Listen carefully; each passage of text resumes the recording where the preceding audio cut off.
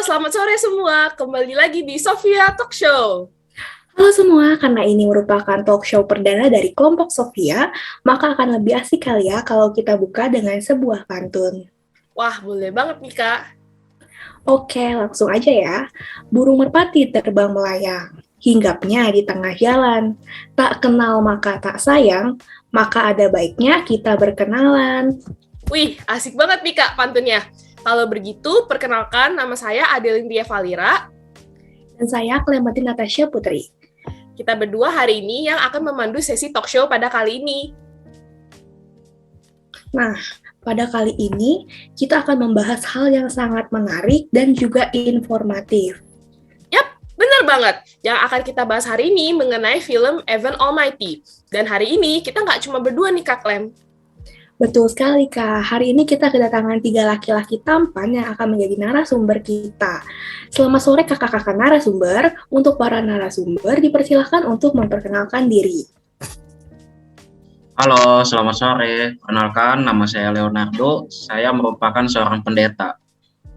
Sore, saya Nicholas Chow. Saya adalah seorang mahasiswa. Sore semuanya, perkenalkan saya Rafni Yuda. Saya merupakan seorang pekerja kantoran senior. Baik, terima kasih. Dan kami mengundang 3 narasumber ini dengan maksud untuk mendapatkan opini atau pandangan dari narasumber dengan latar belakang yang berbeda, terutama dalam pandangan terkait dengan etika normatif. Baik, pertama-tama mungkin bisa kita ceritakan terlebih dahulu ya mengenai kisah atau sinopsis dari film Evan Almighty ini. Oke, jadi bisa dikatakan film Evan Almighty ini mirip dengan kisah Nabi Nuh yang terdapat dalam Alkitab. Oke, ya benar sekali itu, Kak. Nah, film Evan Almighty ini berkisah mengenai seorang pria yang bernama Evan Baxter. Ia merupakan penyiar televisi yang berhasil masuk ke dalam anggota Kongres Amerika pada saat itu. Nah, dengan masuknya Evan ke dalam organisasi ini, membuat ia tuh harus melaksanakan tugasnya selama kampanye, dengan tujuan untuk mengubah dunia. Nah, selama Evan melakukan tugasnya, ia diundang dan menjadi co-sponsor rancangan undang-undang bersama dengan Long, itu sang senior yang merupakan seorang anggota Kongres juga. Nah, sebab adanya tugas dan kampanye ini membuat dia tuh harus berpindah ke kota Virginia bersama keluarganya. Nah, selanjutnya, selama pindahnya Evan ke kota baru tersebut, ia tuh terus mengalami kejadian dan gangguan yang aneh nih. Misalnya, setiap pagi alarm Evan selalu berdering ketika pukul 6.14, meskipun ia telah mengatur ulang waktunya. Dan angka 614 seolah-olah mengikuti Evan kapanpun dan dimanapun ia berada. Dan kemudian banyak sekali alat tukang kayu kuno dan juga kayu yang dikirim ke rumah Evan, padahal Evan sama sekali tidak memesan benda-benda tersebut. Para binatang yang berpasangan juga terus mendatangi dan mengikuti Evan. Bahkan rambut dan jenggot Evan juga tiba-tiba bertambah panjang. Walaupun telah ia cukur, akan terus bertumbuh lagi. Dan bahkan juga terdapat 8 lahan kosong yang diberikan kepada Evan, padahal ia sama sekali tidak membelinya. Nah, akhirnya Evan ini mulai menyadari bahwa angka 614 ini merupakan pasal dan ayat dari Alkitab, dari Injil Kejadian atau Genesis, bab 6 ayat 14, yang di situ bertuliskan, buatlah bagimu sebuah bahtera dari kayu gofir. Bahtera ini harus kau buat berpetak-petak dan harus kau tutup dengan pakal dari luar dan dalam. Ya, tepat sekali. Pada ayat Alkitab tersebut, Allah memerintahkan Nabi Nuh untuk membuat bahtera dalam mengatasi datangnya air bah. Dan setelah Evan menyadari kejadian tersebut, dapat dikatakan bahwa Evan bertemu dengan sosok Tuhan yang berwujud manusia. Yap, betul sekali. Sosok Tuhan tersebut yang berwujud kakek itu dimainkan oleh aktor bernama Morgan Freeman. Kakek ini mendatangi Evan dan memberitahunya untuk membuat bahtera tersebut. Namun, apakah Evan percaya pada perintah kakek tua yang merupakan Tuhan tersebut? Tentunya Evan menolak untuk membuat bahtera tersebut, karena untuk membuat bahtera yang besar merupakan hal yang aneh dan juga tidak masuk akal karena sulit sekali. Namun sosok Tuhan ini terus mengikuti Evan dalam berbagai wujud, dimanapun dan juga kapanpun, untuk meyakinkan Evan agar segera membuat bahtera. Nah, singkat cerita, Evan pada akhirnya tuh percaya dan membuat bahtera bersama anak-anaknya. Setelah itu, Morgan mengatakan bahwa akan terjadi banjir yang sangat besar pada tengah hari di tanggal 22 September. Wah, pastinya seiring pembuatan bahtera, pasti masyarakat itu mengejek Evan dan juga mengira bahwa Evan itu melakukan tindakan yang sangat tidak wajar. Dan apakah Evan tetap melakukan pembuatan bahtera ini, Kak Adel? Oh, tentu saja. Evan tetap gigih dan terus melanjutkan pembuatan bahtera tersebut. Hingga pada tanggal 22 September ini, Evan memasukkan ratusan binatang ke dalam bahtera. Dan iya, terjadilah hujan dan badai. Nah, bendungan yang terdapat di kota ini tuh rusak dan jebol, sehingga mengakibatkan banjir yang sangat besar. Masyarakat yang melihat itu dengan cepat langsung menaiki bahtera tersebut. Nah, di sini nih dapat dikatakan kalau Evan itu berhasil dan memenuhi keinginan Tuhan dalam menyelamatkan banyak makhluk hidup. Tapi saya penasaran nih, Kak. Apa ya yang membuat si Evan ini percaya bahwa sosok Morgan Freeman ini merupakan Tuhan? Nah, jadi Evan percaya bahwa sosok kakek tua, yakni Morgan Freeman, adalah seorang Tuhan, karena kakek ini berkata bahwa ia adalah Tuhan, dan kakek tua berambut putih tersebut mampu menjadi berbagai sosok atau wujud yang berada di sekeliling Evan untuk memerintahkan Evan membuat bahtera. Kemudian kakek tua itu juga berkata bahwa Evan akan merubah dunia, dan dia memilih Evan karena Evan itu sering berbuat kebaikan. Kakek juga memberikan buku mengenai cara membuat bahtera dan mengatakan bahwa akan terjadi badai besar yang dahsyat pada tanggal 22 September. Keajaiban dan hal-hal yang mustahil juga mulai datang kepada Evan. Mulai dari adanya balok-balok kayu yang dikirim ke rumahnya dan juga adanya alat untuk mengangkat kayu. Selain itu, dalam kitab Genesis 6:14 mengingatkan Evan mengenai kisah Nabi Nuh untuk membuat bahtera dalam Alkitab agamanya. Sehingga hal ini semakin meyakinkan Evan mengenai wahyu Tuhan yang datang kepadanya. Kemudian tetangga Evan juga mengatakan bahwa ada 8 kafling tanah yang telah dibeli oleh Evan. Dan hal ini semakin meyakinkannya. Kemudian juga kakek berambut putih ini juga terus menyuruh Evan untuk membuat bahtera. Maka Evan pun juga memulai untuk membuat bahtera. Nah, berarti dapat disimpulkan bahwa Evan percaya Tuhan itu hadir dalam wujud sosok kakek tua tersebut dan memberikan wahyu atau perintahnya melalui kakek tua tersebut. Ternyata gitu ya. Saya setuju banget nih dari jawabannya Kak Clement tadi. Namun, saya ada sedikit pertanyaan nih yang mungkin dapat dijawab oleh perwakilan narasumber nih. Oke, mengapa Evan merasa wajib membuat bahtera meskipun hal itu merugikan keluarga dan karirnya nih? Seperti yang sudah diceritakan oleh para host di film tersebut, Evan terus diperintahkan untuk membuat bahtera melalui kejadian-kejadian yang mengarah pada Alkitab dalam Injil Genesis bab 6 ayat 14. Dan juga hewan-hewan berdatangan mendekati Evan. Saya juga ingat kalau di film tersebut ada kasus di mana Tuhan selalu berada di samping Evan. Mungkin itu yang membuat Evan percaya untuk mengikuti dan membuat bahtera tersebut. Selain itu, saya juga mengingat bahwa ada satu kejadian di mana pada saat itu Tuhan menunjukkan kekuatannya di hadapan Evan. Mungkin itulah salah satu alasan mengapa Evan bisa mempercayai bahwa untuk membuat bahtera adalah salah satu sebagai kewajibannya.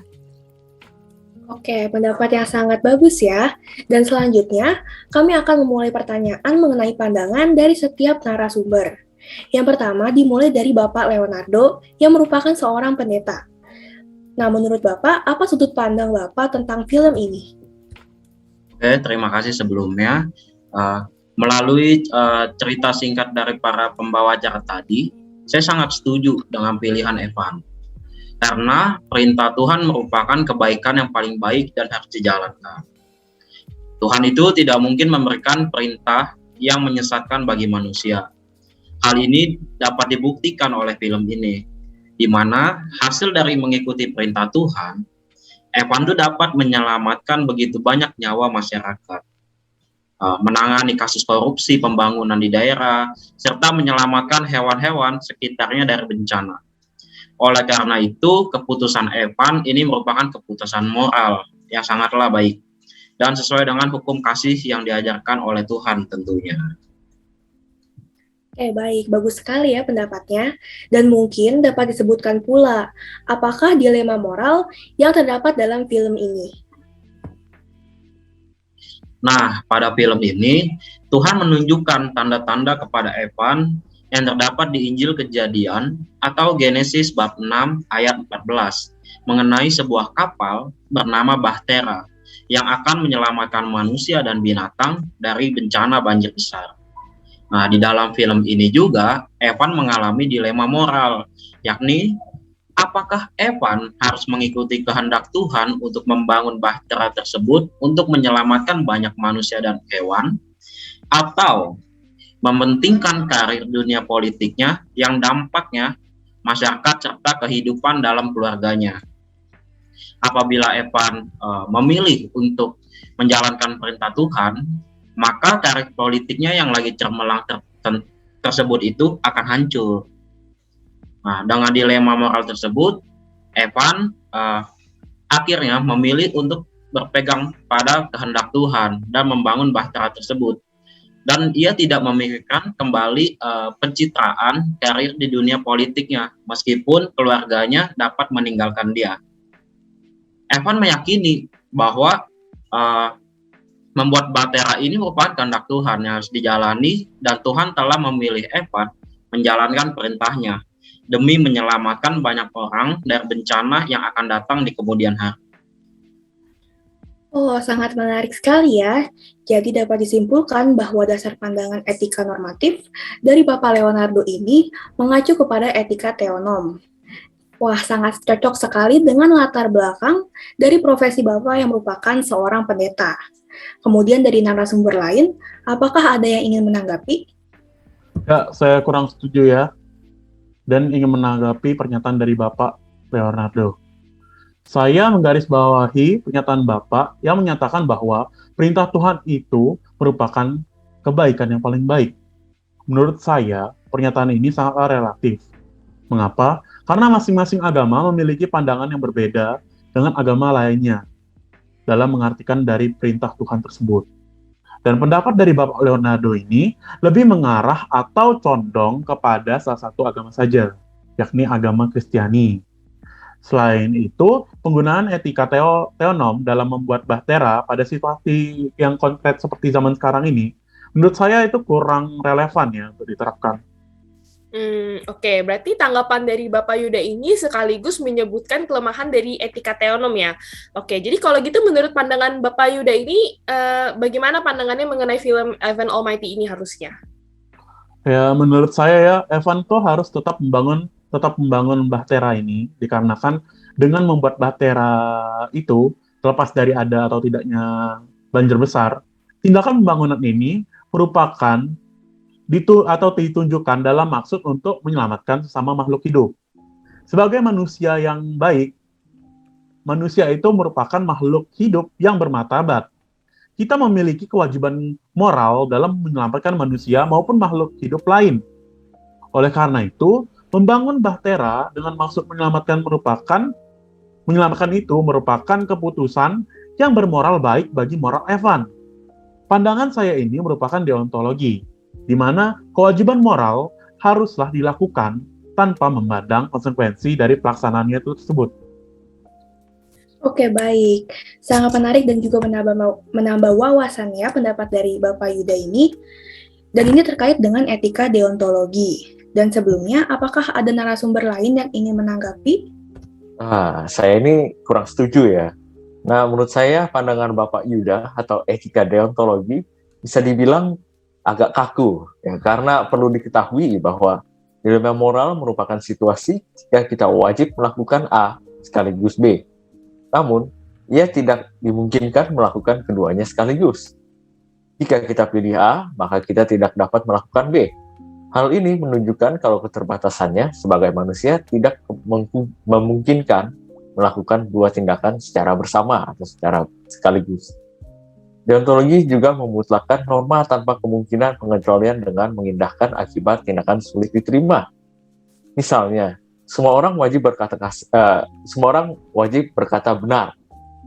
Dalam sebuah peristiwa, pembunuh bayaran mencari seseorang yang saya ketahui di mana ia bersembunyi. apabila saya berbohong untuk melindungi nyawa orang dengan menunjuk tempat lain, padahal orang yang dimaksud sudah pindah ke tempat tersebut, sehingga pembunuh bayaran menemukan dan membunuhnya.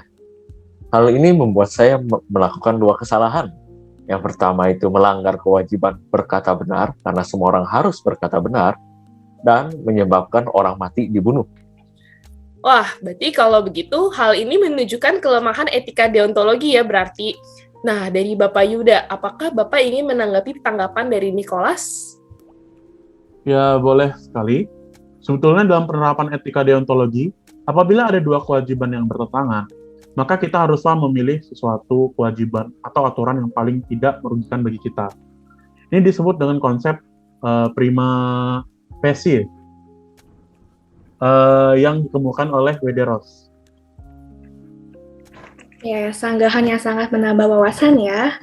Nah, kemudian boleh nih dari pandangan Nicholas sebagai mahasiswa baru. Dan bagaimanakah pendapat kamu atau pandangan kamu terhadap film ini?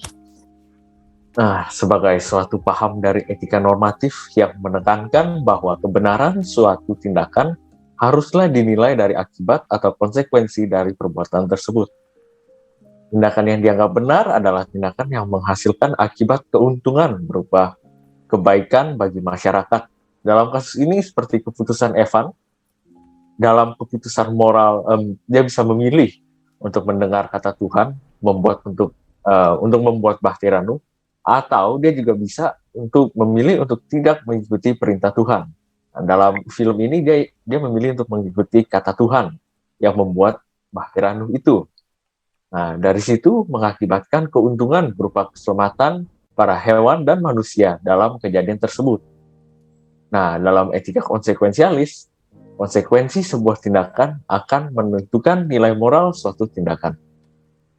Oke, baik. Terima kasih atas penjelasannya terkait dengan etika konsekuensialis ini.